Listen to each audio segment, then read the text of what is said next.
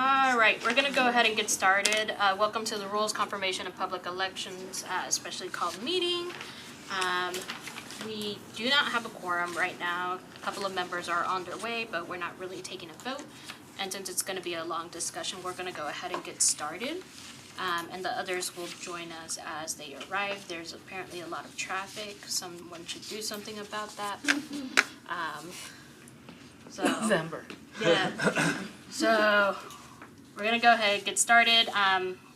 We have Councilmember Druffel, Councilmember Cash, and myself here from the committee, and a couple of other council members and the vice mayor joining us. Councilmember Emily Benedict is joining us today since she has some amendments to Rule 13. Other council members present, since you guys can't see on the camera, is Councilmember Weiner, Councilmember Berkeley Allen, and the Vice Mayor, Clerk's Office. The administration is represented, and we have legal here. That's who's in the room.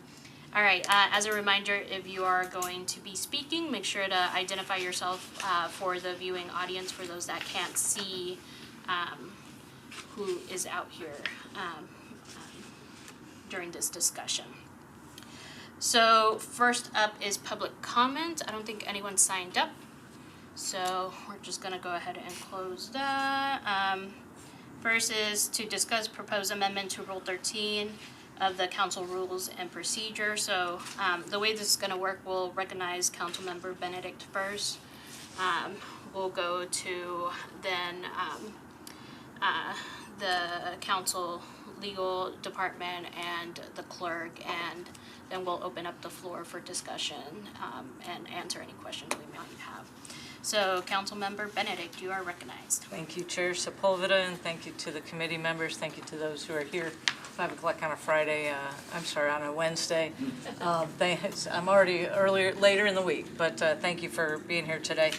So the Rule 13 change that I've proposed does a few things. First, and I think it does really two substantive things, and the first one is that if the council wants to file a bill directly with the clerk's office, the intent of my change is to make it so that a council member can do so. The second change that's substantive is that also is inclusive of late filed items. So I think that those are two areas that potentially we could improve upon. Our council staff, our council does a great job. And so I want to be really clear with the body that I don't want to take away from the work that they do. They provide excellent analysis for us and consultation to us. But I do believe that there are times that we need to file something on our own. And so I want to make sure that I'm clear. I don't want to take away from that. There's some examples over the past. I've worked with 3 staff attorneys, John Cooper, staff attorney John Cooper in the first term. A couple of you also worked with him in the first term. Also in the first term, I believe it was, or maybe it was the beginning of this term, interim director Zeitlin, and then Director Darby. So we have, I've seen that this is something that over the course of the past 5 years, I think it's an opportunity for us to do our job better as elected representatives, that if something comes up last minute in particular, but also at any other time that we see a need to file something, that as the elected leaders of this city, we have the opportunity to do that. Some examples of late files that two that I know we missed, and I think it sent a big message to the public, is when the state is in session, sometimes they're doing things, and because we meet only twice a month, we're not able to be as nimble as sometimes we need to be to address the concerns of the public. So when the state was working on the dismantling of the TSU board and also on the elimination of community oversight boards, we were unable to bring forth late filed resolutions to say, hey state, we'd prefer you don't do that. We did introduce those later, I believe, on one of those 2, but it would have been prudent, in my opinion, for the public to see that as a body, we know what's happening up there and we're representing Nashvillians appropriately. Another example, and this is really recent, is that Councilmember Stiles had a resolution relative to a negotiation for a school. And there was question on the floor about is that supposed to be an ordinance, because that's what it sounded like, that's what it needs to be going forward, or could it be the resolution? Well, on the floor, the resolution was deferred, but if we would have kicked that to the heel potentially, if we could have drawn up an ordinance on the floor and filed that ordinance on the floor on first reading and passed it on first reading and then deferred the resolution, they both would have been up for second reading, and it would have been clear to those that were the negotiating parties that we're working diligently to get that passed, no matter which format it needs to be, resolution or ordinance. So I realize that that's an example of, in the minute, things that we potentially could do with this rule in place. I think one of the disadvantages for our staff that they've mentioned in their analysis is their inability to provide us with their analysis when we file something late. And I want to reiterate that their analysis, their counsel to us is important. But at times, we need to be more nimble, and as a body, as elected officials, I trust that we can govern ourselves. And that if I bring you a piece of legislation that says gibberish, and I want to file this resolution and I want to pass this part of whatever and make gibberish the official word of Davidson County, that when that comes forward on the floor, that gets distributed to everybody's desk potentially as a late file, and when that comes forward on the floor, the rules have to be suspended in order to hear that, and I suspect the rules won't be suspended. I suspect we can govern ourselves. Even if the rules are suspended for some piece of legislation that is not something that we potentially should be doing, we still have the same options as we have today, which we could defer it, we could pass it, we could vote it down, or we could amend it. And so we're not changing any of that. What we're missing out, again, that's important, is the analysis by staff, but I think there's times we need to be more nimble, and I also think there's times that we might want to bring something. Staff gives us good information about whether something's legal or not. That's really important, but sometimes I want to push the envelope on that and say, that might not be legal, but I want to do it anyway, and I want to trust that my colleagues and I can have a discussion about that on the floor, and then we can determine, and the council is with us on the floor, and they can, most often, one of us is going to ask them to weigh in on something, and they're going to advise the entire body, is this legal or not, or whatever their opinion might be, and then we, as the electeds, act upon that. That, I think, is what we were elected to do. Thousands of people voted for us. We are able to, most of us hired staff for our campaigns, right? So I think we're capable of governing ourselves. I think based on the analysis, there are a couple things that we need to vet out, and one is currently the council office uploads, this is on for the one sheeter that is printed on both sides, this is the analysis from staff. On the second page, the third to the last paragraph, it says administratively the council office uploads council member initiated legislation into Legistar. I think that's a function of the clerk, and I think that that's something we should move to the clerk. I think that that's again, I want to rely on our staff to focus on what they focus on, what they do best, which is legal analysis. The other thing is formatting, and that was in this document as well as a concern. And I know I've sent things in and received counsel that this is not formatted correctly, and here's what we need to do. I would love to have a template that says, here's how this needs to be formatted, fill in the blank. I think that, again, takes some administrative work off of staff such that it frees up their time to provide even more analysis and potentially not work as many hours. I know they work well over 40 hours a week. Those are the main points that I want to call out. I did share a letter that has more information that was distributed at the last council meeting, and it's also in your on your packet on your desk today. So I'm certainly able to answer any questions that you have. Okay, we're gonna go to legal, then the clerk, and then we'll come back for questions. Director Darby? I was going to be prepared to answer questions if you had questions for me. I think that the analysis that we provided for the proposed changes to Rule 13 are pretty sufficient to explain what we think about the rule and what the results and effects will be. Just to give a little bit of background that's not actually in here that I just learned recently, you know, the way that 13 is in place right now, with the filing deadline being with the council office on Friday, that was instituted back about 20 years ago. And the purpose and the reasoning behind the institution of that rule was to allow council members to have more time to review legislation that is filed by the administration. The change in the proposed legislation would allow the administration, all departments within Metro, to file legislation directly with the clerk's office on the Tuesday prior to the council meeting. And per rule, the agenda is published on that following Wednesday, and so presumably, unless you were the sponsor of that, the requested sponsor of that legislation, you wouldn't know about it until it came out in the analysis.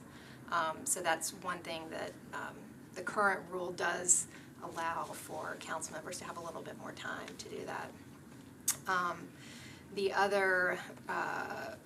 One of the other reasons behind the initial change from filing directly, because it used to be that way. It used to be that council members and the administration would file their legislation directly with the clerk's office.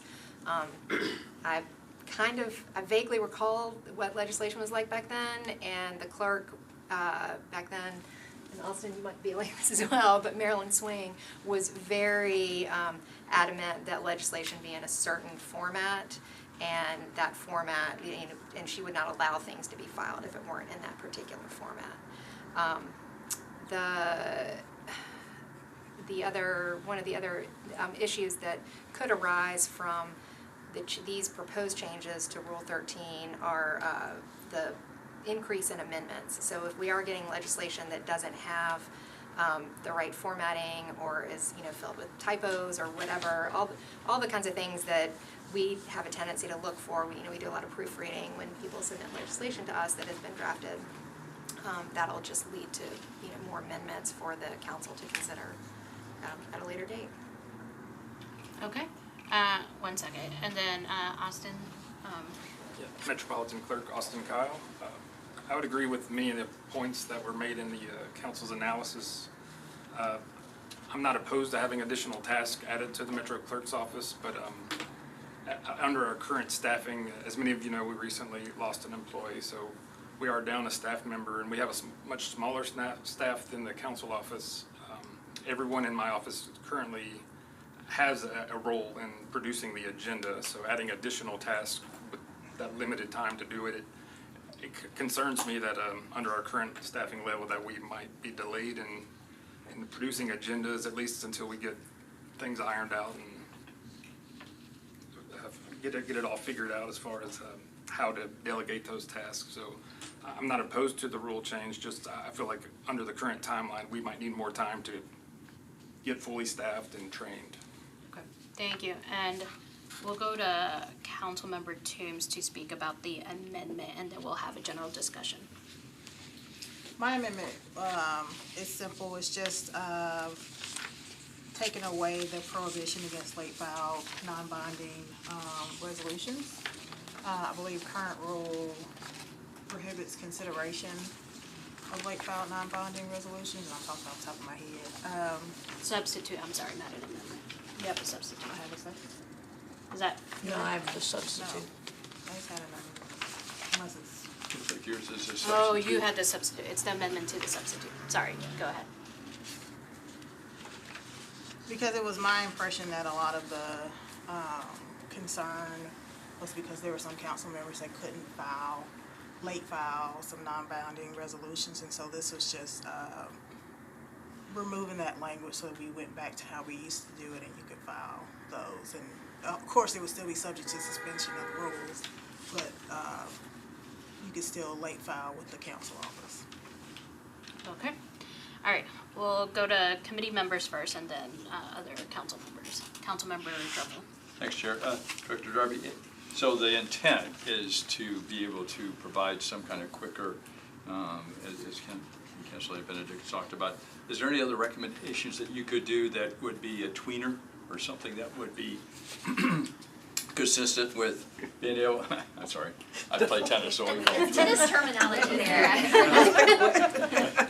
something that on balance, sorry, I play too much, on balance provides the intent of Councilor Benedict's with something that could provide that intent, but protect the office and your work. Any thoughts on, a difference that would improve the thing? Like, I think creating a format might be a possible idea, but is there anything that any thoughts you had? Well, I mean, as far as creating a template or something, Right.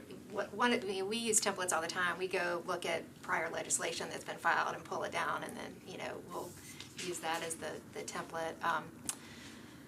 But I'm not sure about what a tweener might be. Yeah, okay. I mean. Don't watch Wimbledon, they call it. The proposed legislation just essentially eliminates that intermediate filing deadline of filing with the council office. So I don't know if maybe the filing would be on Monday, but I think the intent here is to not have the requirement for legislation to be filed with the council office at all. Is to be filed directly with the clerk's office and then placed on an agenda. Yeah, for those that need to be, that are timely, I guess.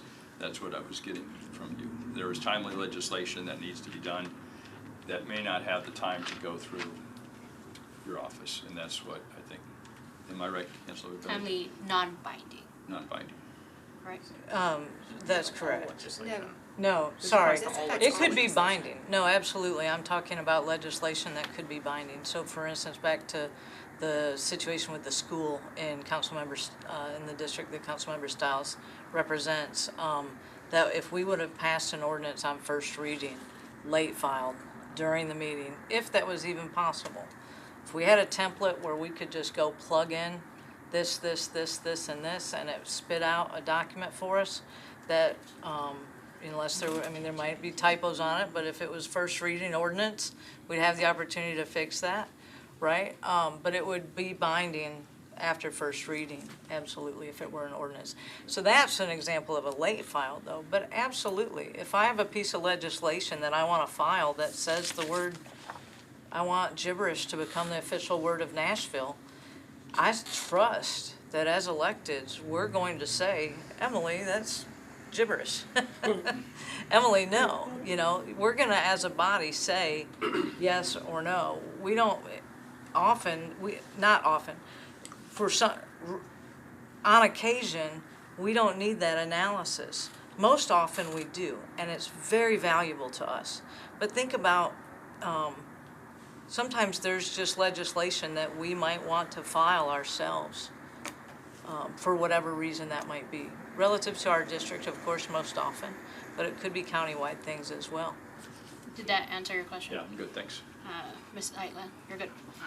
Okay. Other questions from committee members? Councilmember Cash?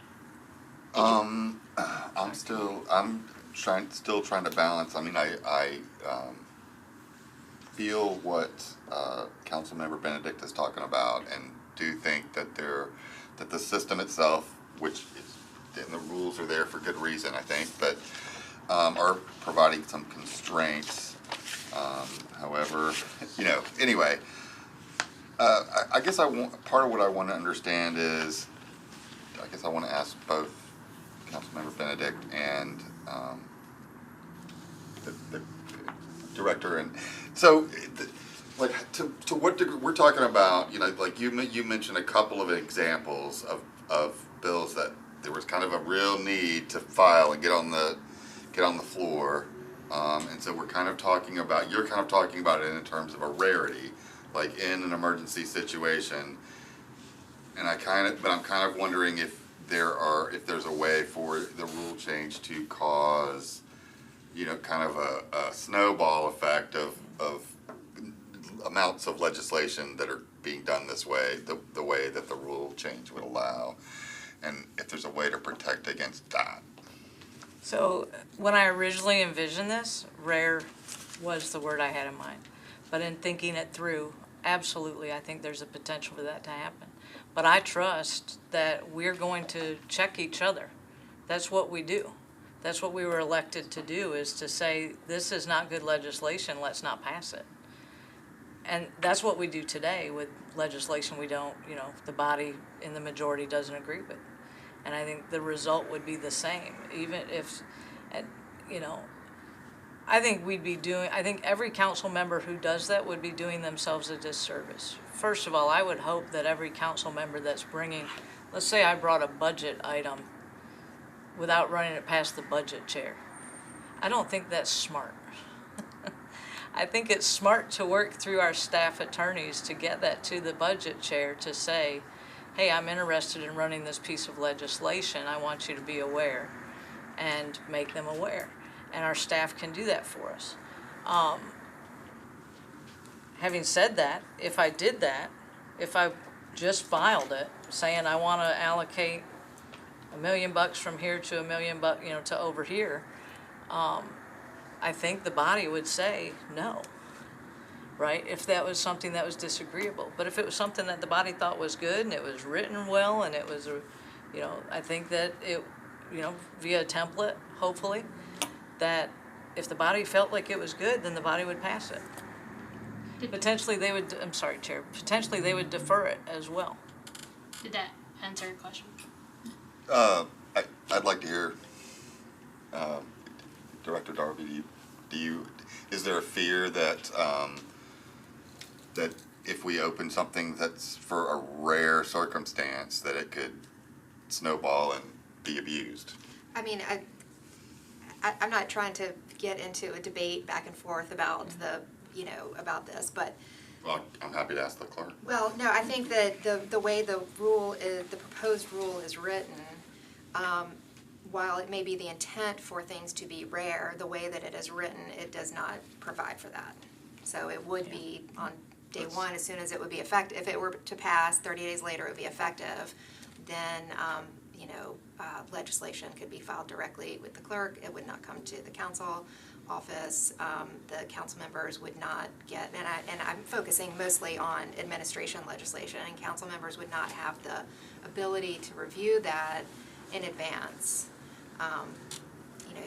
You get Friday afternoon the list of all of the administration legislation, and you have that opportunity to review it and decide if you want to sign off on it or not.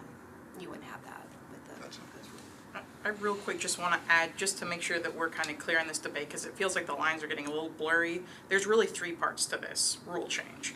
There's a change of the filing deadline for timely legislation. So that current deadline is it has to be delivered to the council office on Friday at noon before we file with the clerk Tuesday at noon.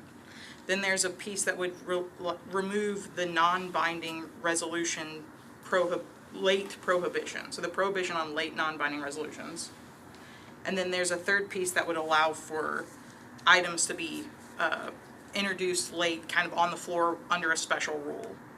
So I just want to make sure that that's clear.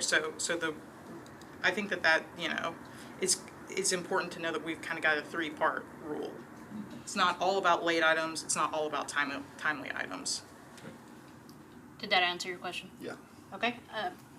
And this is more for the clerk. So in this specific kind of situation, if the legislation is poorly drafted or not in the correct format, like, could you elaborate on situations if or when the clerk would sort of reject a filing if it's not in the proper I believe it's my understanding if it's sponsored by a council member and it's filed with me, that I would have to accept it in that format.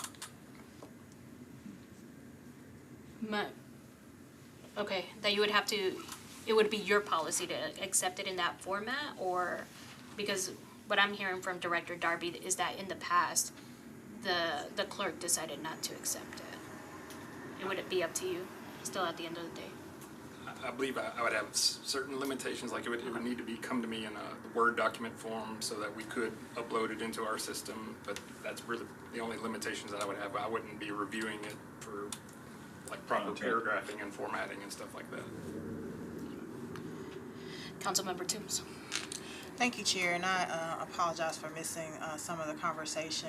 Director Darby, for legislation that is filed with the council office, are you all looking at, like if something is not legally sound, would you reject filing that legislation, or would you go ahead and file it and put it in your analysis that it's not legally sound? We would have a conversation with the council member who's filed it, and try to get to work in a way to make it legally sound.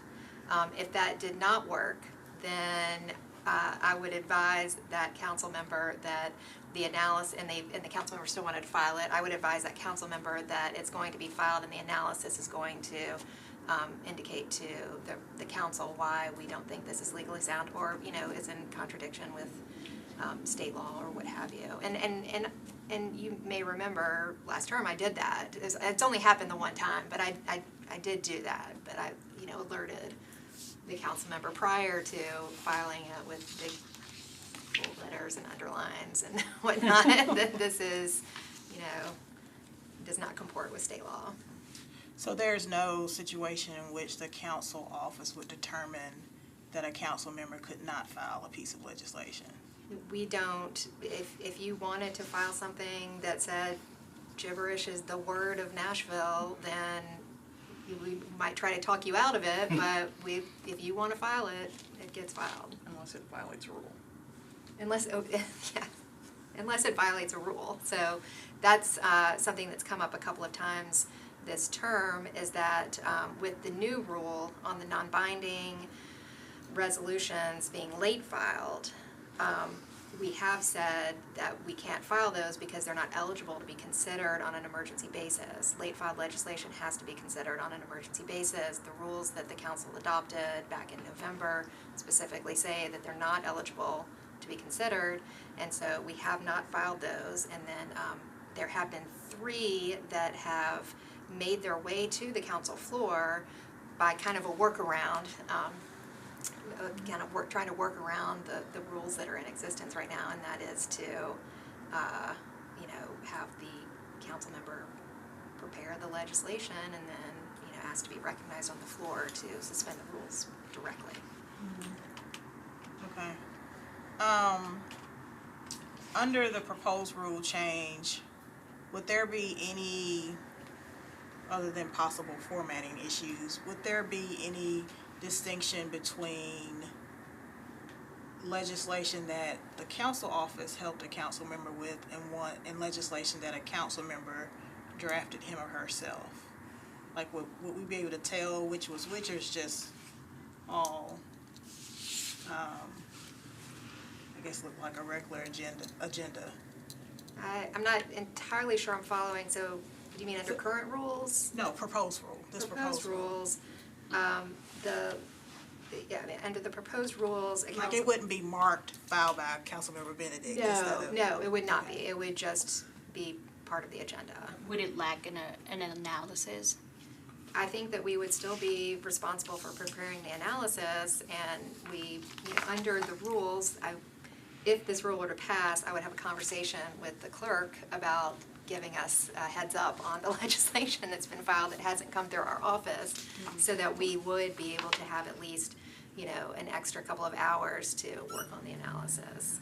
I have spoken with a former director who tells me that many a Wednesday night, when prior to the current rule being in place, many a Wednesday night he was here till late hours trying to get the analysis prepared for Thursday. For the analysis that comes out, is there an analysis of bills on first reading? No. I thought it was just second and third. Second, third. So Resolutions Resolutions, get an analysis, and sometimes those are pretty hefty Gotcha. pieces of Okay. legislation. Okay. Now, going back to the three parts that Ms. Zeitlin mentioned, the third one, late items on the floor. Are we talking about entire ordinances and resolutions, or just the, because you can do an amendment on the floor, but. Can I speak to, before you were here, may I, Chair? Sure. So I gave the example of the school in Councilmember Stiles' district. And we didn't know if it needed to be a resolution or an ordinance at that time. Right. If we could have moved it to the heel, potentially, the resolution that was on the agenda. If we had, for instance, a template, plug and play, if you will, so that an ordinance can be printed out, put on everybody's desk, pass it on first reading, defer the resolution, which was the outcome of that meeting, then they would track together. The negotiation could continue, which was the concern about deferring it, is could that negotiation continue? The bill would then be tracking for second reading at the same time as the resolution. So that was an example of something happening on the floor. Does that answer your question? It does, and I understand that situation. It would give me pause to have to consider an entire ordinance. I think Hannah. Just real quick, just because it's been brought up 3 times, this Antioch Schools ordinance is not a great example because that one piece was not ready and we weren't sure if that was going to even be eligible to be renegotiated. So one of the option agreements would have expired before the end of the month, before the next meeting. So that was the reason why that wasn't late filed. It could have been late filed. It just wasn't because that one agreement was expired, not because it didn't come up until it was on the floor and we didn't have time to prepare it. We could have prepared it, just that one agreement was expired, or would have been expired. I guess my question for that would be transparency, right, for the public and for council members to take the opportunity to read through things and talk to different people who might have some knowledge, some background knowledge, and I would want to make sure that would happen. I guess now, during the discussion, well, were you done with your questions? I was just gonna say that it does give me pause to consider like a ordinance or an entire resolution on the fly. I think it's different when you do an amendment from the floor, which we actually rarely do, but that's usually just a small change to legislation we've already had a chance to read, think about, ask questions about, but having to look at an entire ordinance or resolution, that gives me pause. So, one of the reasons that we had the rule change for non-binding resolutions is because in several years past, people would bring late filed non-binding resolutions very frequently, like 2, 3 every council meeting, right? Someone always passed away, someone always needed to be recognized, something was always forgotten. We've done a pretty good job since the rules change to push back on late filed non-binding resolutions. I've only voted in favor of stuff that couldn't wait, of stuff that could wait on 2, which were addressing Nazis and white supremacists, and that was the minimum bar for me, right? The minimum bar is making sure that we speak out against white supremacists and Nazis. Everything else, no matter how important it was, it has been my position to vote against the late filed nature of it, right? And this rules committee has been pretty good about it since, right? So, in thinking of a middle ground solution, if we adopt to change the rules back to what Councilmember Toombs have proposed, in which we allow non-binding resolutions to come before the body, and then the rules committee decides yes or no to make a recommendation, they would still go to the floor for a suspension of the rules. That would address 1 non-binding resolutions, right? That way, if someone has something at the end of the day, it'll still get filed, it'll still come before us, and this body will decide first, and then that recommendation will be made to the council body as a whole. Are there any feelings about going back to the way we used to do the rules back in the day, right? It would require us to stay strong in our convictions to, weed out a lot of things, and say this can wait. And we could say this body, right now, this current body has done a pretty good job. That's not to say that future bodies won't take a different stance and a future rules chair will decide, well, we'll just let it go. But we can always go back to the way things were, and that could address a lot of those issues. Councilmember Benedict? Thank you. So I've got a couple questions there, if I may. The first is, I wonder how many late files didn't make it to the committee. People who wanted to file something late, but they didn't get it in the packet, and so maybe they wanted to so how many didn't make it to the committee? The substitute that I've got, the section 13.6, says late filed legislation introduced during a council meeting is not subject to coming in front of the Rules Committee. However, the rules must be suspended for that legislation to be considered. So potentially, if something didn't make it to you before the time you meet on a Tuesday, sometimes we do see late files come in as late as 3 o'clock on council day, right? It's rare, but sometimes we do see that. If something is introduced at 5 o'clock and you're in the middle of committee and it doesn't come before the committee, then what I would expect as the result of this rule change is that when somebody introduces their late filed legislation on the floor in that portion of the agenda, they'd have to give a brief description of it, right, which is what we do. Then we go over to the Rules Committee. In this particular case, based on that brief description, they would then ask to suspend the rules since there is no committee report. And if that brief description makes somebody pause and say, no, I don't want to consider this, then a couple of people raise their hand and it's not considered. So kind of going back to the question of were there late files that needed to be filed or wanted to be filed that didn't come to this committee. The other thing I would say is that the rules can be changed at any time. So this could be tried out, and if it doesn't work, if we get into a situation where 40 council members are bringing 40 non-binding resolutions at 6 p.m. on a Tuesday on a council night, I think we're going to all get pretty well frustrated with each other, and I think there's going to be some pressure amongst us to stop doing that. And I think that we as a body are here to govern ourselves. Our rules are so we can govern ourselves.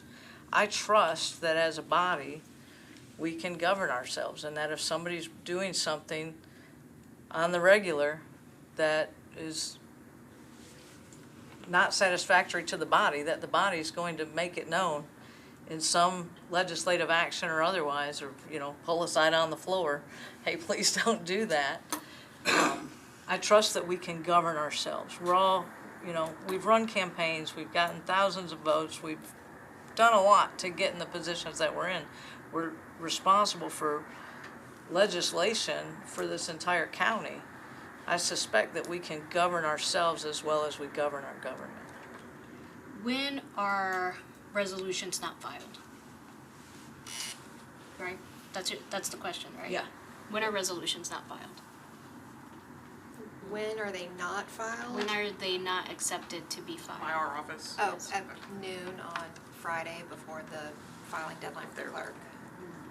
They're late. And so your question is mainly like late filed resolutions, when are they not accepted to be filed? Or even ordinances. Or ordinance? Late filed So resolution? late filed, so all legislation, resolutions and ordinances are required to be filed by noon in the council office. After noon in the council office, they would be considered late. And they can be filed up until, I think we've accepted legislation up until, right before the council meeting starts. I think last term we had some that were really late, right before the council meeting starts. We like to have enough time to be able to print something out and put it on the desks so that council members can see what is being late filed. Ideally, though, late filed legislation comes to the Rules Committee in order to, hear it on the emergency basis. So,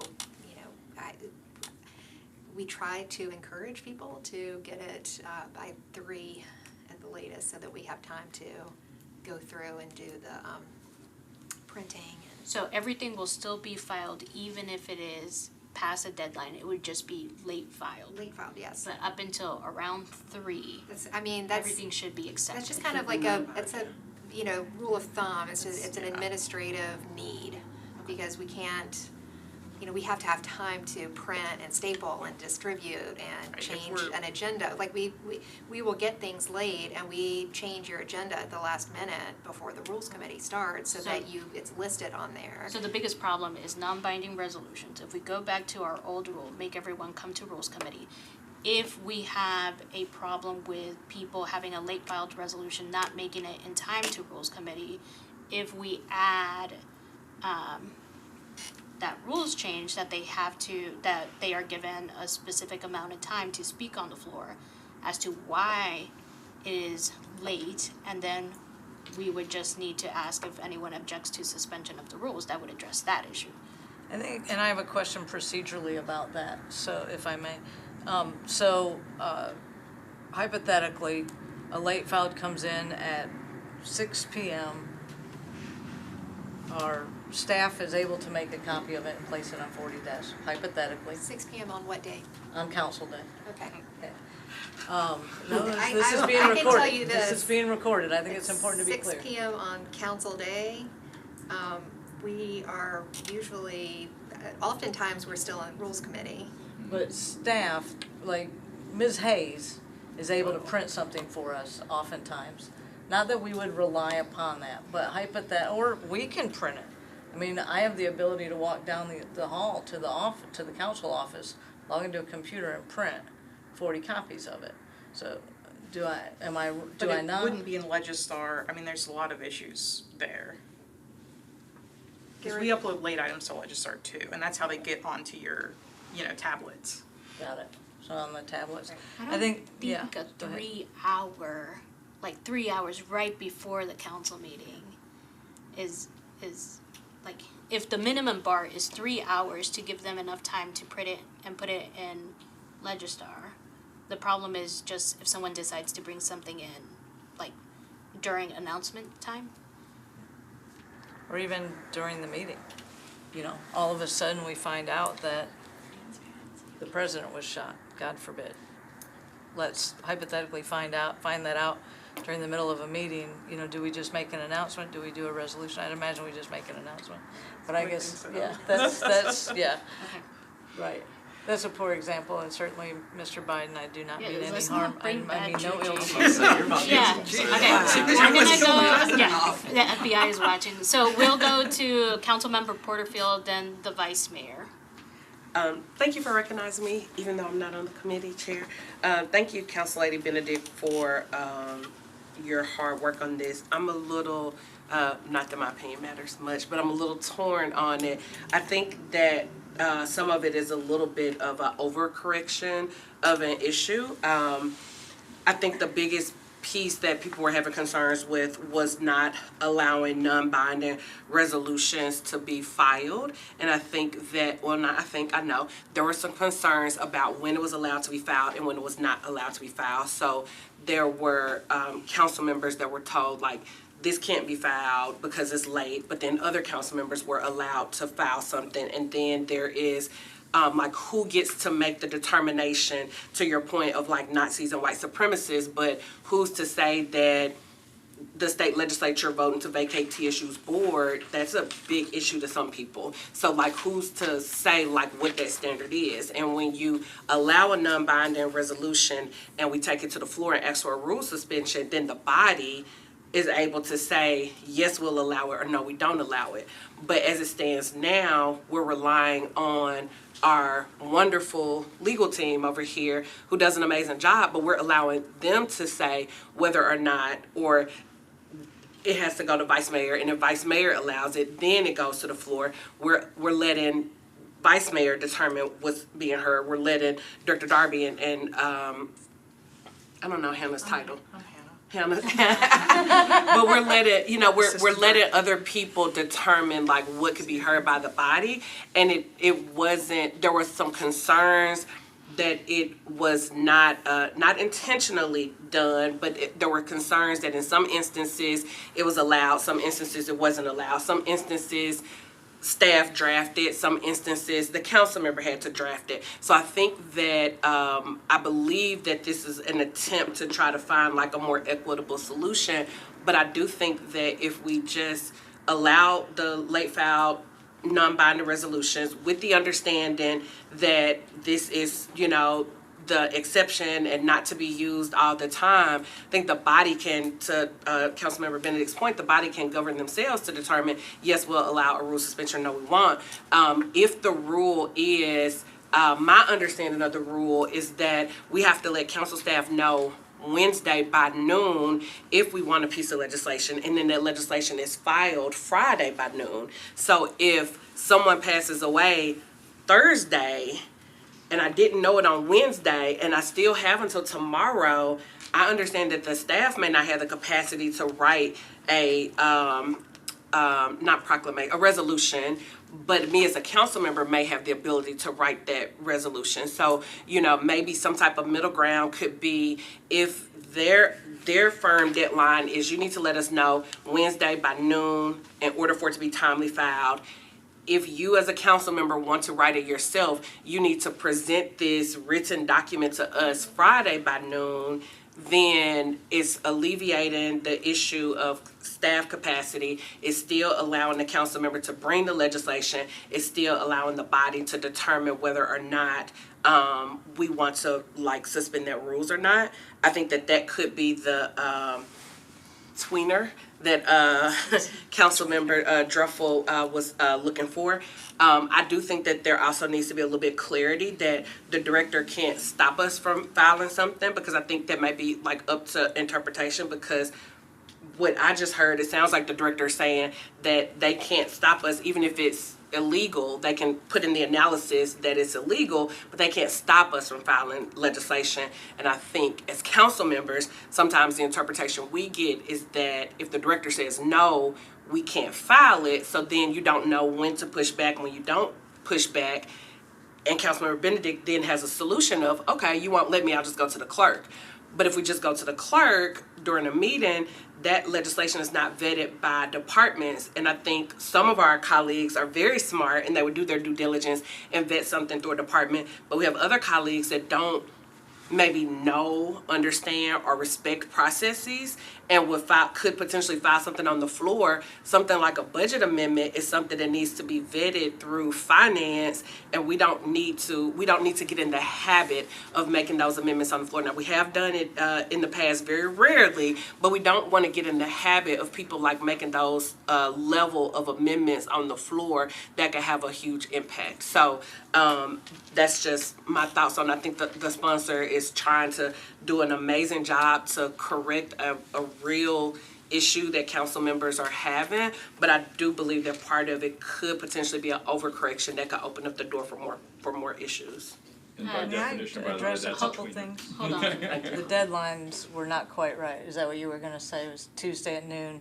No, the deadlines is currently on Wednesday at noon before the Friday filing deadline. The Wednesday deadline is to ask us to draft legislation for you. Right. The Friday deadline is if you are delivering it yourself drafted. So you don't have to tell us on Wednesday that you plan to file something yourself on Friday, that you're gonna send us your resolution drafted on Friday. You just send it to us by noon on Friday, and we take it and we'll review it and see if and proofread it and offer But it's some still a recommendations. deadline since you're accepting stuff until 3 the day of council meeting. The acceptance of things until 3 the day of council meetings, if it's after the Friday noon deadline, it will be considered late. So it will have to come to the rules committee and a letter has to be delivered with it to say what the emergency basis is, and it'll come to the rules committee. But regardless, no legislation is turned away unless it's passed 3 the day of the council meeting. After this new rule was put into place in November of this year with the adoption of the permanent rules of the council's permanent rules of procedure, the non-binding late legislation, we have told people it's not eligible for filing per rule. Per the council rule, it's not eligible for filing. So we have not filed it. Yeah, so I guess, So we have said you can't file something, but then, like I said earlier, we kind of found a workaround for the rule, which is if you do want to get, like, we can't file it for you because the council rules don't allow us to file it. Yeah. But if you can get recognized on the floor by the person who recognizes you on the floor, which is the vice mayor, then you could potentially request to suspend the rules and have your resolution heard. so two And that has happened takeaways 3 is times. doing away with our newest rule and letting non-binding resolutions be eligible for late file. Yep. And clarity for all council members to know that they are still able to file legislation regardless. They will just have to write it themselves after a certain period of time, after a certain deadline, After, if they Friday want at it noon. timely filed after Wednesday, after Wednesday. and they're requesting it after Wednesday at noon. Okay. May I address two things that Councilmember I'll Porterfield- let you address two things to Councilmember Porterfield, and then I will go back My to Vice point Mayor. has been addressed, so Okay. let's go ahead and be responsive to what Ms. Porterfield has elevated. I think relative to the example of a budget amendment, I suspect that if anybody's against it on the floor, they can say, hey, object to the rule Suspension. thank you, suspension. And that two people would, would not allow the rules to be suspended such that that budget amendment isn't heard. So I would say that, potentially even that could come to the floor late. The way that I envision what we as legislators should be able to do. And now I do also want to mention, because the point was brought up, that some council members think that what staff says is what they have to do. And I think it's important for the body, for new members to understand that they're advising us. And I think that became really clear with one of the boards and commissions over the past year, that legal is their legal counsel because they counsel us. Our team does a great job counseling us, so I don't want to take away from the work that they do. But I think it's important as council members, as the legislators, we're the ones that make the law, not our council. Our council is there to advise us on what law, is it legal, here's what I would suggest you do. Again, they do great work there, but it's up to us. We're the ones that make the law, not our council. And I think that not necessarily every council member understands that. And Councilmember Porterfield alluded to that in what she had said, so those aren't her words, but. We'll go Councilmember Coopin, then Councilmember Weiner. Thank you for recognizing me, even though I'm not on the committee, and appreciate my colleague bringing this potential rule change. I know she's worked very hard on this and thought through this, and as my colleague Councilman Porterfield said, I know you're trying to solve some problems and appreciate that. I guess a couple points and then a question. I support kind of what Councilman Benedict's working on, would share what you said of going back to that prior rule. I think that we found that a number of times there are situations that happen between our deadlines that we as a body want to respond to, and we find that if we don't respond to it at that upcoming meeting, by the next meeting, the moment will have passed us, and while still important, we kind of lose the intention and impact of those non-binding resolutions. So I'd be supportive as well of making that change, and Chair, like you said, I think that addresses one of the three points. I do have concerns about the rest of it. I share the sentiment that we as a body can kind of self-regulate and make sure that if there's problematic, if we want to make gibberish the word of Nashville, that we might self-regulate that, but also I do think that it provides opportunities for tough and awkward conversations and putting the body in a tough spot.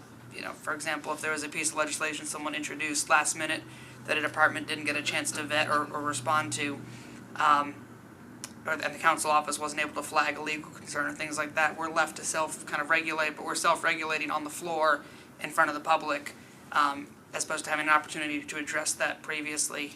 I know there have been a couple of pieces of admin legislation that I've seen in the packet come out that I've been able to flag and have caught things that weren't supposed to make it to the floor yet and pull them before they got to the floor. Again, not to be transparent about those items, but they were items that were not ready, or a commission approved them and then they automatically went to the packet that weren't supposed to go there. So I do think those systems give us a check and balance, and I think that if we bring back the non-binding resolution, then we as a body can late file anything. We can late file ordinances, binding resolutions, non-binding resolutions.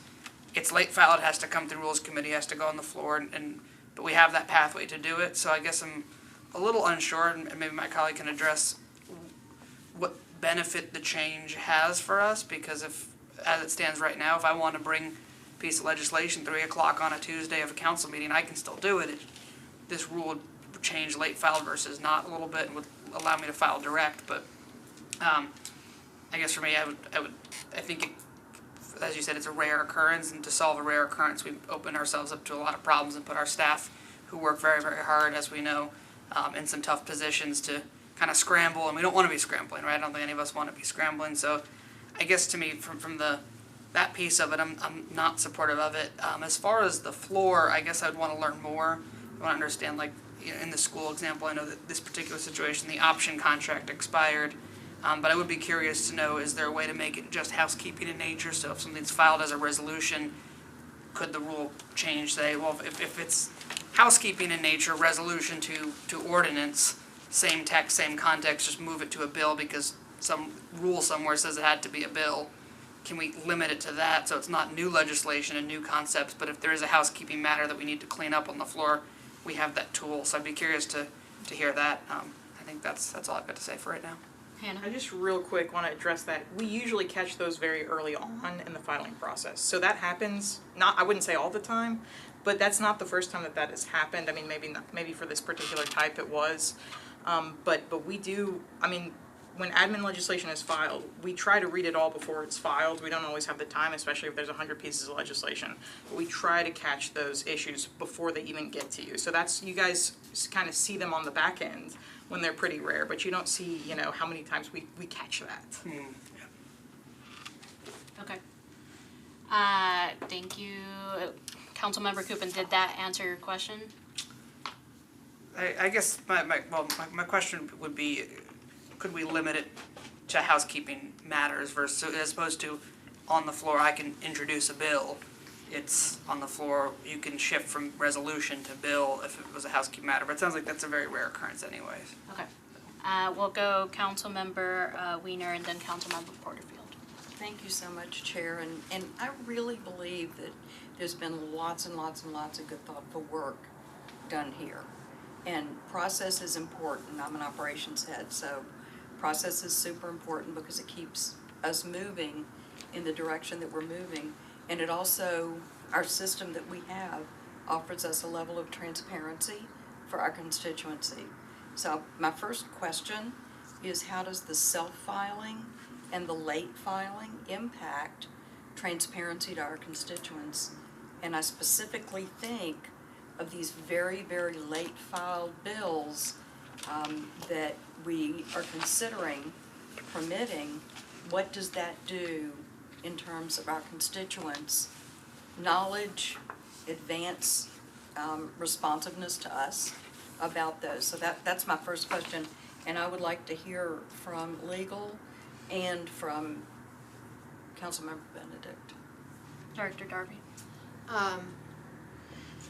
On the transparency front, I mean, if, a late filed piece of legislation is not going to be visible to the public until it's posted on and published onto Legistar. So if something were to be filed in the middle of a meeting, we can talk about it, but the verbiage itself would not be, public, so that they wouldn't have the benefit of seeing that until later. And then what was The self-filed straight to the clerk. Oh, so it's something that went straight to the clerk, that would be, the public would get it at the same time, basically. It's really more of a benefit to the council members to have that advance notice of administration legislation that's coming through. That's helpful. Councilmember Benedict. Thank you, and thanks for the question. Thank you for being here. I think transparency is crucial, and so there's certainly nothing, and I think you know that too, that we want to make sure that we're being as transparent. Gosh, I might need a water, you guys. As transparent as possible with the public. So there's certainly no intent to not have full visibility to the things that we're doing as a body. I think that's a great question relative to late filed on the floor. Anything after, you know, and I don't believe 3 p.m. is a set time. I think that's the one we've discussed here in this meeting. So let's hypothetically say it is 3 p.m. I think if it is after that, I think that's a great question that needs to be addressed. Should the legislation move forward as it looks today, relative to being self-filed with the clerk prior to the deadline, the clerk's deadline, the full filing agenda deadline, it would be on the agenda, so it would be totally transparent. Thank you. I have a second question. Okay. So my second question speaks to Thank you. the direct filing with the clerk and bypassing the opportunity to have our legal staff review what we've written. Again, all y'all chime in. Share with me your thoughts insofar as how can these additional amendments that would most probably come to the table if we have formatting issues, if we have legal issues, if we have departments that haven't had an opportunity to weigh in. How does that impact our flow of the meeting, our flow of being able to process our ordinances and resolutions and just the business of the city? So if I may answer first, ma'am. Oh, sorry, Chair. I know, I'm over here. I'm sorry, Chair. Go for it. Okay, thank you. So what I envision is that the staff has, again, setting aside anything filed on the floor relative to analysis. If it is late filed and it comes in and staff hasn't given us an analysis on it, it's just as it is today. Typically what we see on the floor is somebody introduces the legislation, somebody will ask staff on the floor, hey, what is this? Staff will then explain to the body, hey, what Emily's trying to do there is not legal, or it's formatted incorrectly, and so we're gonna have a problem with it. My recommendation, as staff often says, our recommendation is to potentially hold off on passage of this. They won't say, you guys ought to defer it. That's not their job, and they know that's not their job. But they do advise us, hey, that's troublesome.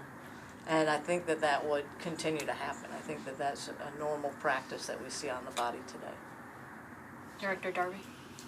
I think that there are the potential for more amendments to come. If it hasn't come through the council office prior to being filed, then we can't catch things on the front end. Like Hannah was saying a little while ago, you know, we usually catch something that is by resolution versus ordinance. We just wouldn't have that opportunity. I think it would be more cumbersome, I guess, administratively for the resolution time, for resolutions that get filed, because we would not know about it until the Wednesday before the analysis was due. And so we would have to, you know, do a lot of work that day to determine the legality of it and to determine whether amendments are called for, and then put that in the analysis. And I think it will it has the potential, it's not necessarily going to happen, but it would have the potential to increase the number of amendments that come before the council. All right, I'm gonna go to, I have one. it is last one. It's my last one, I swear. It's Okay. not even a question, it's just a statement. Because I'm so process-oriented and because I think in medical terms, it's the easiest way for me to explain the analogy where my head is right now about this. And we have processes in medicine, and the processes include you have a problem, you get evaluated, you get medicine. If that doesn't fix it, you go back, you get more diagnostic testing, and then potentially you have surgery. So there's a system that we follow. If I decide, and the way this is in my head, the way I see it right now, is that the filing directly with the clerk is the equivalent of me deciding to do a root canal on myself and getting halfway through and going, oh, you know, I don't know how to do this. I'm going to go to a periodontist. And that delays what it is I essentially set out to do. So, and I'm not saying that to be funny, it's not meant to be. It's meant to be it's a system that we're subverting, and I think that we need to take all the advantage of our lawyers that we've got to make sure that what we're putting out there is sensible for our constituents to read, and that it is a system that has wraparound. All right, we'll No go. tweens. Thank you, Councilmember. We'll go Councilmember Porterfield, Councilmember Allen, and Vice Mayor Henderson. Thank you, Chair. I'll be brief. Two quick things. I think one piece of the confusion, I went back and looked at the email and where we were talking about like the late file, and it was Thursday morning at 7 in the morning, but it was non-binding. So like in that instance, that's a perfect example of I could have written that myself if I was told that if I had a prepared piece of legislation by 12 noon on Friday, I could submit it. But being told that we can't submit something unless we get permission from the vice mayor, I think that is just where it's like sticky because we're putting it in the hands of someone else. So however that is addressed, whether that is through the substitute or the whatever, however that's addressed, I think that's something that needs to be addressed. The second question, Chair, is there ever a scenario where and I don't know if I need to direct this to you or if I could direct it to Director Darby, but I'll direct it to you if you will allow Director Darby to answer it. But is there a scenario when we file legislation, my assumption is that Director Darby and her team would then, if I file legislation dealing with codes, my assumption is that they would take that legislation and let codes see it to see if codes has any opposition. That could be wrong, I don't know. Is that the process? And does the director send legislation that we send to Metro Legal to get it vetted before that legislation is filed? Or does the director hold that legislation and the departments and Metro Legal see the legislation once it's public for everyone else to see it? Director Darby? We do not share legislation with anyone prior to a filing deadline without permission from the council member. So if it's something that is, going to affect a department like codes or, NDOT or whatever the department is, we will, we try to encourage council members to have conversations in advance with those departments. And we will, if it's something that we think they need to review, we'll have that conversation with a council member and then ask if we can send it or, what have you. Same with legal department as well. Once it's filed, do you send it to, sorry. No, once it's filed, we expect departments to be able to review legislation that's been filed just like anybody else in the. Does that answer your question? Thank you, Chair. I guess the comment around that was that if, I am not saying this is my concern, I am doing a hypothetical. If council members had concern that legislation was being shared with departments or legal from our council staff, then I could see a benefit of people wanting to go directly to the clerk if they are knowing that their legislation is in opposition with what a department will want or what Metro Legal will want. I think if we, have the knowledge and understanding that it's not being shared without permission, I think that would also maybe alleviate concerns or fears. So, Thank you, Councilmember. Councilmember Allen. Thank you. Great discussion. I appreciate all the work you're doing, just trying to get us thinking about this. Everybody's pretty much said everything I wanted to say, so just to sum up what I've heard, I think our department gives us great legal advice, and I appreciate it and lean heavily on it every time I write legislation. I think it's important in the name of transparency to ensure that we have both the trust and the confidence of our constituency, and I think that comes from having things available publicly as soon as we can, and also having it pretty close to right when we first get it out there. So I think the current deadlines are tough to meet, but they're this weird balance between we've only got 2 weeks between every meeting and this is the only way we can do it. Just being able to meet all those deadlines. And I also think that it gives us the balance of being able to suspend the rules when we need to, when things can't fit into that. So, I mean, I think you're exactly right. We need a mechanism for dealing with when the deadlines don't fit the circumstances.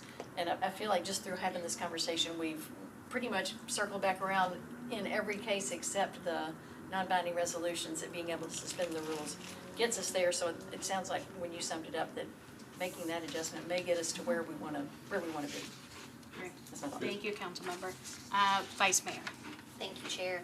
And I think I would build on what Ms. Allen said. So if we were to revert to non-binding resolutions can be late filed, if they go to the committee.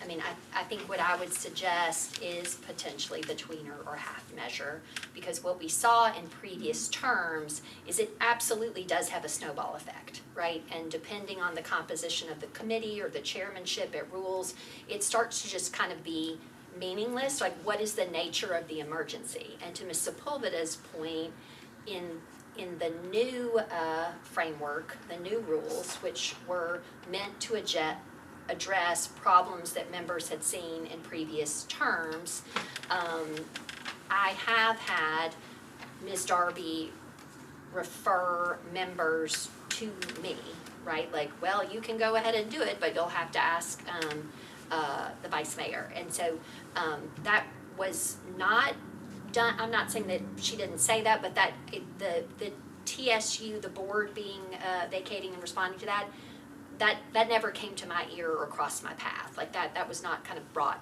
to me. But first among them that I recall was literal Nazis marching on our public square within a day or two of our meeting. And so I have been mindful, and Ms. Porterfield spoke to it, is that by sort of dropping this line, right, the exception kind of falls to me. It is paramount for me always to be very thoughtful and fair and recognize the precedent that I'm setting, but at any point that is subjective, right? And so then if I say, to Ms. Sepulveda alluded to it earlier, if my bar is, Nazis, okay, I'm gonna allow it, right? But then everyone will have sort of a different spectrum. The other that I recall is Pro Tem Suara coming to me in advance of the Diane Nash event. That is a once-in-a-lifetime century moment. As I understood it, the Reverend Lawson was going to be present.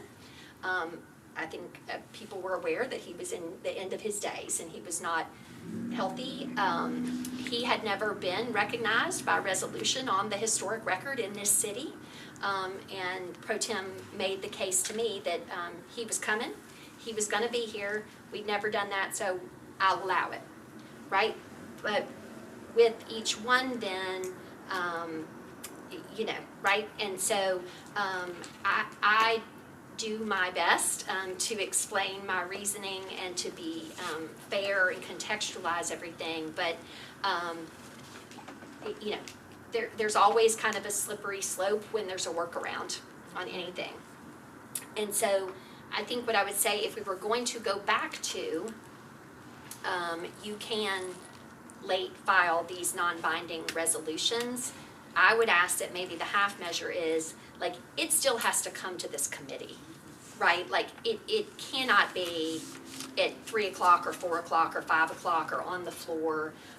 We do have an every 2 week cadence, with some exception. So, you have a historical moment like that, you want to get a resolute, like, okay, that didn't meet sort of the cadence. But, sometimes we have somebody who passes. They are very noteworthy, but we can deliver a proclamation in the interim to that family, and then, take up the resolution at the next meeting. So, but different members will have different feelings and so forth. So I think if we were to step it back, I think a lot of things that have been elevated here as to process and what staff does and how it has been before and how it is now, right? Like for new members versus returning members will be important to kind of communicate. And I think if I I think I would be comfortable with going back to the way it was, but putting the threshold of, it still has to have a recommendation of this committee, because at a certain point, like if you just completely take the whole entire threshold away, you know, anything and everything that is a boundary or constraint can be pushed, and then that creates a snowball. So. All right, we'll go to Councilmember Benedict to respond real quick, and then we'll go back to Councilmember Porterfield. Thank you, And then Chair. we do need to start wrapping this up. I think, should I consider that relative to any changes to what I've proposed thus far? I think a suggestion, a guideline, a part of the rule change could be, if you have a late file that needs to go in front of the Rules Committee at all, you need to not only go to committee, but also write a letter that explains the late filed nature of your Right, legislation. just not a perfunctory, it's an emergency committee, That's please take it correct. up. Like, you Give have to us make the your same case. reason why you have to answer the question in committee. It's just, that way I think people are thinking through, oh, well, maybe I don't need to late file this, right? Just a thought. Again, not suggesting I'm there yet, but a thought in that regard. Thank you, Councilmember Benedict. Councilmember Porterfield. Thank you, Chair. And I just wanted to really quickly clarify, and this is like in no way trying to throw anybody under the bus. I believe every advice that we've been given has been based upon like the interpretation of that situation. The TSU situation never made it to Vice Mayor because for that particular, it was a meeting where 3 council members asked for late file non-binding resolutions. 1 council member was allowed to do theirs and 2 council members were not allowed to do theirs. And when I asked, well, why couldn't this be done? It was like, well, this person's thing was like an emergency that rose to the case to allow it to be a non-binding resolution. The other 2 were not allowed, in which I was like, well, why is it that, you know, why are we allowed to do, like, why is it that was allowed to happen? And then I was told, like, we advised the council member, they did it anyway. So I said, okay, well, if y'all can't tell us no, then I could just do mine anyway next time myself, right? So again, that's not any intent of like trying to make any bad judgment. I believe that was the best advice that was given at that time, but it never went to Vice Mayor because that was before, that was like the period of time where the rule change had been voted on, but the new rule had not gone into effect. So it was just like this little like murky time. So that never came to Vice Mayor, but I wanted to clarify that that is what I think kind of started the concern of why is 1 council member being allowed to do something and 2 other council members are not being allowed to do it? Who gets to make the decision of if it should be late filed and not late filed? And if I, may I I'll let you go. Councilmember Cash is the last one.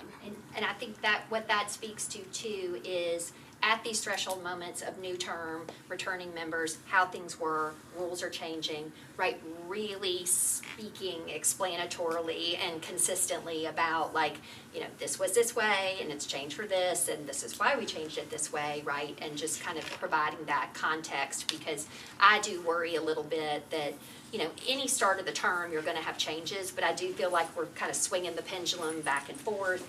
To your point about, you know, Ms. Benedict may genuinely be, or she is genuinely responding to the concern of members, but like that's potentially an overcorrection. That overcorrection has all these knock-on effects. Then we decide, oh, that was too much, to the point Ms. Benedict raised earlier, so then we can correct back. And then colleagues, we've got like, you know, the rule change, and here's the 30-minute, or rather 30-day interim where the rule isn't in effect, but people perceive it to be. And so to the extent that we can be very measured in the rule changes that we make, whether they be minor or major or in part, or, you know, if there is this amendment that has 3 parts, really kind of taking them up as 1, 2, and 3, and letting us kind of get our legs under, this is the change, this is the way it is now, this is what it's gonna mean from a process standpoint practically. Like I worry a little bit that we're kind of swinging around and overcorrecting a little bit. Thank you, Chair. Councilmember Cash. Thanks, Chair. I'll be real quick. We have been talking, this has been a good discussion. We've been talking a lot about a lot of the situations that were referred to are responding to something that happens in a short time period after the deadline. And I'm not saying what I'm about to say is not a substitute for that discussion, but and we've basically been talking about it that legislative rules are slowing down or keeping us from doing things in a way that some of us want to do. And and these tools exist, but I wonder if there's a way for the non-legislative part of the council office, or if there's a discussion that can be had about how we can beef up some of our communication tools as a body, or our options to be able to respond to something crazy that the state does or something that happens, and whether it's more help with press conferences or press releases, and kind of maybe a quicker way to get a the nice thing about voting on a resolution is that if you got a majority of council members that it speaks for the council. So maybe there's another way to, if we're going to use some of these communication tools as a body, maybe there's a way to determine that we are speaking for at least a majority of the body when we do those things. Does that make sense? Maybe there's a discussion that could be had about how we can improve on some Appreciate that. staffings. All right, thank you, Councilmember. All right, thank you everyone for the discussion. The two main takeaways is removing, going back to the way we used to do things, allowing non-binding resolutions to come before the Rules Committee, and the Rules Committee itself would decide if we want to make a recommendation to suspend the rules or not. I think that should still stay. I agree with the Vice Mayor that everyone has to come before the Rules Committee. Rules Committee starts at 4:30 or 5 most days. So even if they make the 3 o'clock deadline to give the council staff enough time to file it, they have enough time to make their way here to this committee. And I think that should be a responsibility that they have to have. So Councilmember Benedict, take all of that. And then for the council staff, once we have cleared up Rule 13, whatever it is the body decides to implement, regardless, we need to be very clear as to the procedures and the deadlines, so there's no confusion among the council body as to when we're allowed to file, when we're not allowed to file, because apparently there's a lot of council members who are very confused by that. And so a notice would be prudent. Yeah, if the rule changes back to the way it was, then there's not going to be a statement from us that says the rules don't allow you to file this. Regardless of what Councilmember Benedict chooses to do with her Rule 13, I do think that we need to allow non-binding resolutions to be late filed again. We'll just have to have a commitment amongst this committee to vet those and As long as they're vetted through us first. correct, and vote appropriately. Okay. All right, we are not taking any votes on that. We are going to move on, so I appreciate Councilmember Benedict making her way and everyone who has participated. The second piece of our agenda is specifically a discussion of potential Metropolitan Commission legislation. So if you look at the packet, there is an ordinance there, and Mr. Rosenberg is here as well, and we have discussed this in the working committee. So these are some proposals that we're going to discuss for potentially filing legislation pretty soon. So I guess we'll talk about what the working group is doing at the moment, why these are the first ones that are coming before us, and then we'll specifically discuss them in depth and see if there's any feedback. So I guess I'll recognize Mr. Rosenberg just to give a little bit of an insight as to what the working group is currently doing. Thank you, Madam Chair. So Dave Rosenberg with the Mayor's Office. So we're working on an initiative Metro-wide to try to improve the operations of our boards and commissions, which are incredibly important. They're the mechanism by which much of our government runs. We have nearly 100 boards, commissions, committees and various assortment of resident-led bodies. And a lot of them were created by charter 61 years ago. Other ones have come along the way and need to be looked at again. So we've been looking at both structure and operations, and then separately also the transparency around them and the best ways that they can serve the people moving forward. Right now, there are two concurrent phases happening. One is a survey of all board and commission members, which was sent out yesterday to get their feedback on how they perceive their boards and commissions as operating, whether they think there are enough seats, too many seats, is it easy for residents to get there, is it easy for them to get there, how are they doing overseeing personnel, just a whole range of things. It's about a 40-question survey. In the first 24 hours, we've gotten about 100 of them back, so we're off to a really good start with it. That will inform a survey that will go out right thereafter to go to the Metro employees that work with the boards and commissions to get their sense of how things are working from their perspective, including whether they have the support they need to work with the boards and commissions. So that's ongoing. Simultaneously, we're in the mayor's office looking at ways that we can help board members and commissioners, when they're appointed, be prepared to go and serve on the bodies right from the start, so nobody feels like they're getting thrown into the deep end. And then we've identified as a working group a small number of changes that seem the most straightforward.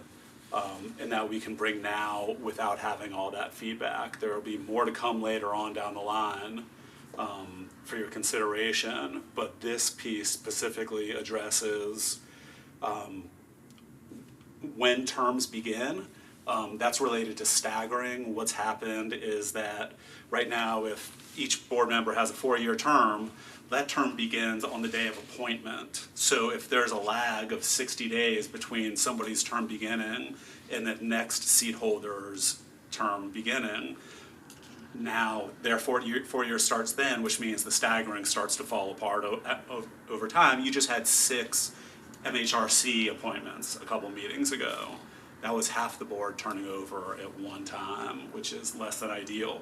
So this wouldn't solve the staggering that's already occurred, that'll happen in the future, but this would keep it from getting worse immediately by saying your term begins when the last seat holder's term ended. So you might end up serving 3 years and 10 months of a 4-year term, but that addresses that. Another thing that this would seek to address is members who don't show up for boards and commissions ever by vacating the seat if you miss a certain number of meetings, because that is another issue that some boards and commissions have faced with respect to achieving quorum. Section 2 of the legislation would just be a housekeeping thing that addresses a code section numbering. And then subsequent legislation would address the charter provision that provides that Metro Council members are not allowed to serve as voting members on boards and commissions that were not created by charter, or basically where the charter does not say a Metro Council member should serve as a voting member, like the Planning Commission and Traffic and Parking. Is that right? There's a federal law, I think, that requires a council member or member of the legislative body be on Metro Action Commission. I think, yeah, one of them. But this goes back and corrects that by making council members non-voting members. Nobody gets moved, but it clarifies that they are serving as non-voting members on those bodies.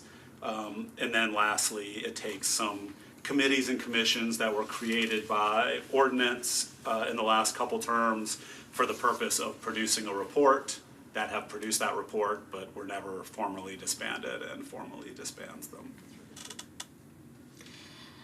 I think that's it. Yes. So thank you, Mr. Rosenberg, for that description. These were initial conversations that we had at the last meeting for the working group. So these are the proposed changes. Wanting to see if there was any feedback from colleagues. Just know that these aren't the only things that we're looking at changing. We are looking at a very broad list of things we have to do, and we do have a template as far as the timeline goes to address the rest of those concerns. But these were the immediate concerns that we needed to go ahead and get started on. So, Councilmember Cash. I'm curious about the attendance in section 1, and both of the, I guess, qualifications for removing somebody have the word consecutive. So either 3 consecutive meetings or 4 out of 6 consecutive meetings. And I could envision a lot of mathematical formulas where there are a lot of absences, but they might not fit like a number of consecutives. And it seems to me that there would be, like, if there's somebody that's ill or has or on maternity or something that they might need a little more grace than somebody who misses every second or third meeting. So I'm just wondering if, and I'm not saying that I want the ones that are stated here removed per se, but wondered if there should be consideration of another formula that's like, 40% of the year, whether it's consecutive or not, or something like that. Great. Mr. Rosenberg. Thank you, Madam Chair. Thank you, Councilmember, for bringing that up. That's actually something that the working group has brought up as we've gone through this draft, was in the case of somebody undergoing medical treatment or something, how to address that. And we're trying to find out if there's a standard that we could use here, working with HR on that front. The challenge with the formula is we have some boards and commissions that might meet twice in a year, and how to address that. But I'm also very sympathetic to the point that if you're showing up at half the meetings, but spacing them out advantageously, then you're excluded from this. So any ideas are welcome on a way that we might be able to word that. Oh, and, I'm sorry, one more. And so we can't, section 1 talks about just the ones that are created in the code or that we somehow create in other terms, I guess. But so we can't do anything about attendance rules for commissions created by charter. Are there commission rules? Are there attendance rules in the charter? No, that would need to be addressed with a charter amendment in 2026, which is part of the calendar, is some sort of charter amendment to address as we go through various issues on code-related, or code-created boards and commissions, kind of omnibus charter amendment in 2026 that addresses it for charter created boards and commissions. All right. Thank you. Other questions? Yes, Vice Mayor. Thank you, Chair. So having recently just appointed 3 people to the Public Records Commission, which I see here in Section 3, I wanted to inquire because I think when I was looking at that, it looked like among the 8 total members with non-voting members, like so many people on that commission were non-voting members that it seemed like in the end there were only 3 people who could actually vote. Which seemed odd to me, and so I just wanted to elevate. I'm not here to recall that off the top of my head and say whether this change is good, bad, very, like, I just would ask that you perhaps confer with the clerk and just double check on that, because there was somebody from ITS, there was somebody from the courts. I had Mr. Clerk help me find a genealogist who this committee approved, and I think is an excellent candidate. Ms. Hancock continues to serve, but if she's non-voting, the ITS representative was non-voting, like, it just seemed like there were literally only 3 people out of the 8 that could vote, which seemed odd to me. And I apologize if I'm not recalling it 100% correctly, but I would just ask to look at that, and then just thematically throughout this document as to the proposed changes, being mindful that when you have, like, a board shall consist of 8 members, then there is the non-voting member. So effectively, then that's 7, so, you know, trying not to have kind of a locked vote, right, or a vote, a tie. Odd number. Yeah, a tie.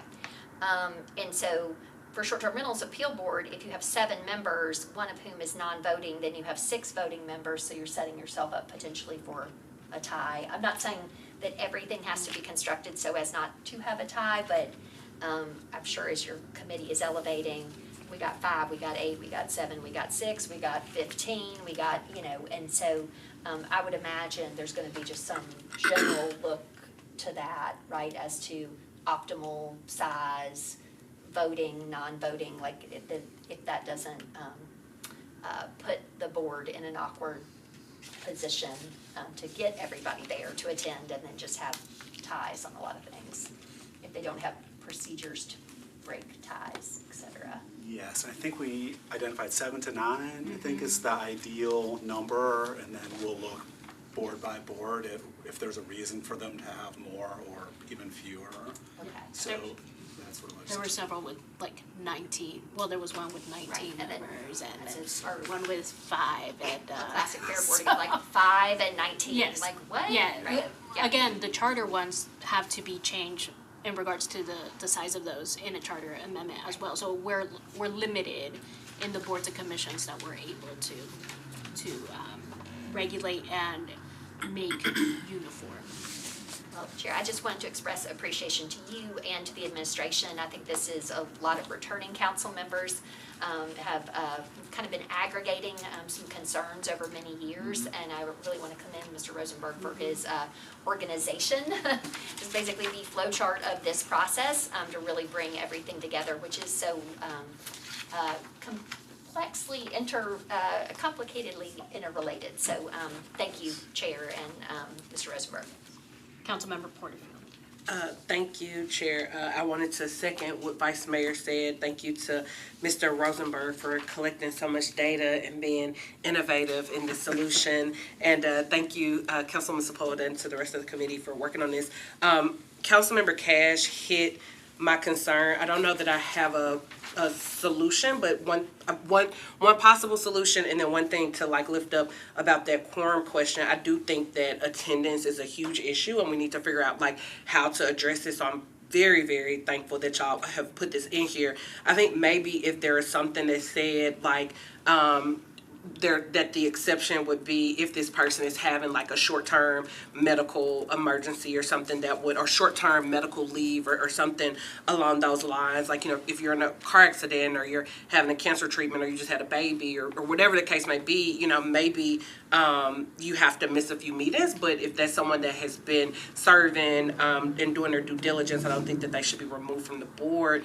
Also, thinking about that 3 consecutive meetings, and I may be messing this up, but when I've watched some of like the arts committee and some of these other meetings, it seems like sometimes they have like these special call meetings or something like that where it seems as though, you know, maybe they're not meeting on a once a month basis, but they're having to meet more frequently because they're addressing some type of issue. So if there's a scenario where this board is dealing with something that's like time sensitive and they're meeting more frequently than normal, like you could miss 3 consecutive meetings in 3 weeks if y'all had a meeting a week or whatever the case may be. If these are special, if that board is having special call meetings, maybe they don't have special call meetings. They have subcommittees sometimes, so they have subcommittee meetings.